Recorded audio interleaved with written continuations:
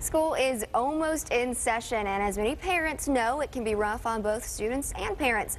Local health and well-being expert Mary Beth Knight is here to help us make the transition as smooth as possible.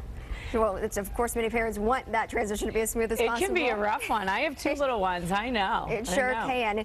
And the first thing we want to start with is the diet. Why, tell us about that one. Right. Well, now is the time to start sharpening your child's brains actually through the foods that they are eating. And it's really important for parents to understand that foods can actually help grow the brain or they can destroy the brain. And when it comes to the ultimate brain food and fuel, omega-3s are where it's at. They actually protect the structures that are already in place, and they're actually the building blocks for new brain cells. So we want to encourage parents to start getting some omega-3s into their kids' diets now and then every day throughout the school year. Okay, and you brought some things with us, and how would we get our kids to actually eat Well, that's the thing. Most of us know that fish is a really great source of omega-3s. Now, neither one of my children like swordfish, tuna, or salmon, so it can be a little bit tricky. But thankfully, a lot of companies realize the benefit of omega-3s. You can actually find yogurts that have them added into them, as well as milk that has omega-3 DHA added into it.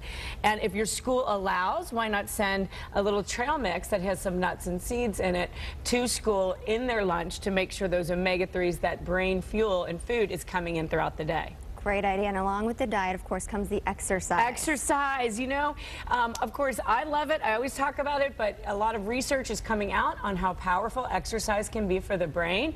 And, when we get back into school, kids can be tired when they come home, and they're not really going to be excited about doing their homework. I can't blame them.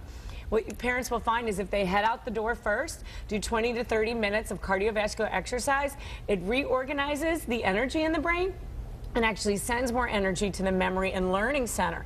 So they're going to be, not in such a bad mood when they sit down to do their homework, but it's also going to set them up to learn, retain, and then be able to recall the information the next day. Okay, and of course the third most important thing, sleep. Sleep, and start now. We have actually in our house started to get our kids to bed on time when they would be going to bed on a school night now, so that it's not so drastic of a change. And here's the biggest thing about sleep.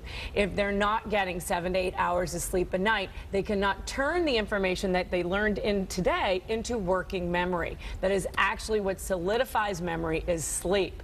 And one more note on this one, make it a technology-free zone. They need no technology within 30 minutes of sleep. So no phone, no TV, no texting, no computers. While technology can help them learn better during the day, it can hinder their sleep habits at night. Right. So technology-free, at least 8 hours of sleep, and really parents should be doing that one too. Yeah, they should be. Well, I've talked to a lot of teachers, and they've said get your kids to sleep early before school starts. And on that note, some of the kids want to stay up and pull an all-nighter to really help them score better on a test. That's actually the worst thing they can do, because they're not going to remember or recall the information that they learned. Right? All right. Well, thank you so much for joining us. All this information is on WCPO.com. And again, thank you so much for coming in and sharing with us today.